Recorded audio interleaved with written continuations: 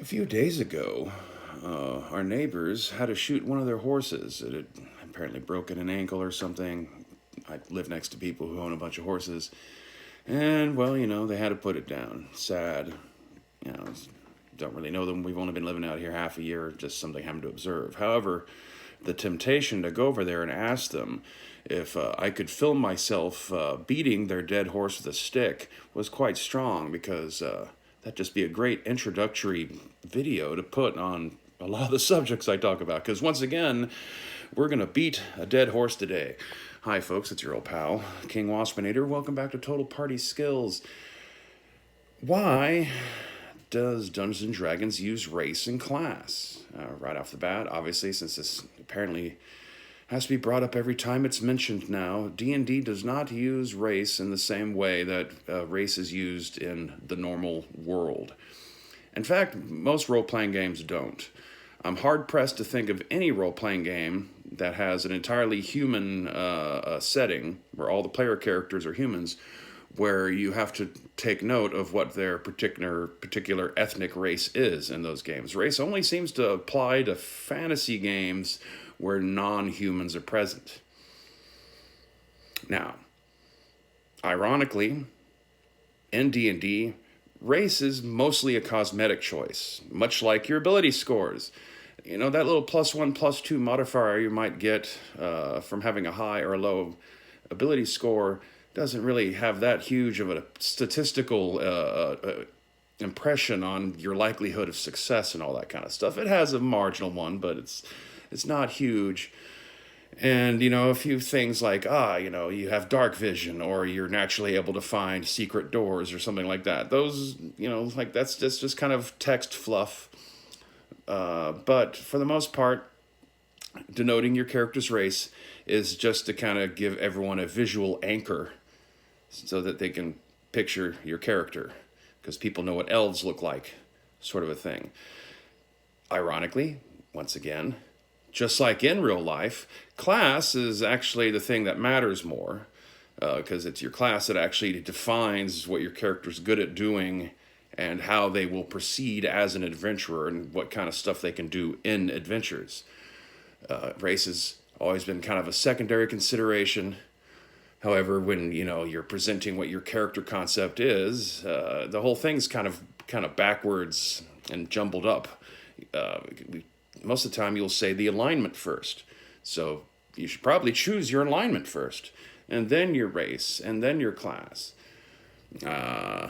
Chaotic good elf ranger, kind of a thing. And the more other options you put on there, the more cumbersome that concept becomes. That's why even in games that don't have fantasy races and don't have alien species or something, you'll still typically will have a thing where your character has two different qualities that perform, the basic axis upon which their character concept is hung. It's a way of positioning their character in a way that makes them distinct from somebody else who's otherwise sharing similar traits that are chosen. But really, though, I am hard-pressed to think of any role-playing game that has an all-human setting that even uses the term race at all. Like, even the World of Darkness books, where you're playing vampires and werewolves and shit, like, they still don't use that term. You're not the race of werewolves, you're not the race of vampires, because they're all, for the most part, things that are transformative to something that started off as a base human template. Changing the terminology in role-playing games is in itself a cosmetic thing. Unless you're actively changing how the rules work, you're not making a huge difference.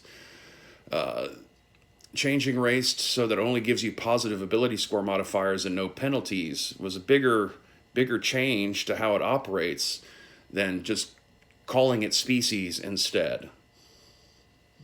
And the whole reason why you have the plus and the negative modifiers is the players start playing the game as they make their characters. A good role-playing game will typically have character creation at the front of it, because it is through the act of character creation that the player begins to learn what the setting's like, begins to learn what sort of rules they're going to have to figure out, because it all is relevant to the various things that are on their character sheet. Character sheet itself is actually a rather important artifact in a role-playing game, because it is your only actual tactile control pad. It is your controller for the video game. It is your way of interfacing and interacting with the virtual mental environment that role-playing games create.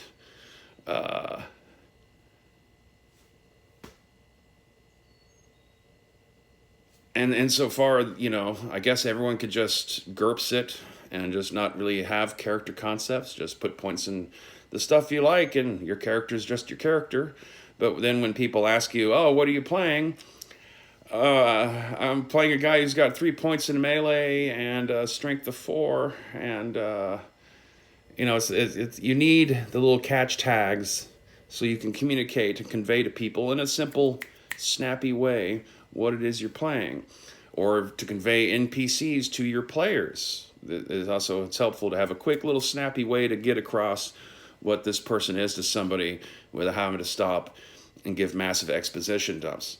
Also, in role-playing games, there's a lot of things to manage, and we can't all be George R.R. Martin and have every last single guard in the room have an intricate backstory and history. Some NPCs are intentionally supposed to be relatively devoid of information and given a generic format, because as far as the scene goes, they are just a guard standing at the door. You don't need to know more than that. You don't need to know what the coat of arms on their armor has to do with their grandpa fighting a bear or some bullshit like that. You can do that if you want, but good Lord, how much time do we have to waste? You got big action scenes and adventure revelations that you want your players to get to, so get to it. Don't waste your time overthinking set details. In a movie, every last single character is not named. There'll be a lot of people, even if they have a line or two of dialogue, they're just guard 1, guard 2, sentry 3, hooker 4, all that kind of stuff. But class, as I'm saying, is the most important part of what's defining your actual character, because that, more so than your character's race, actually influences how your character adventures. Race is just a thing, so you can, help you visualize what your character is, and so other people can visualize what your character is. That's it. Ironically, it's just purely cosmetic and a bit of a social construct. So anyway, I guess hit like and subscribe, and check out Total Party Skills on DriveThru RPG as always, and until next time.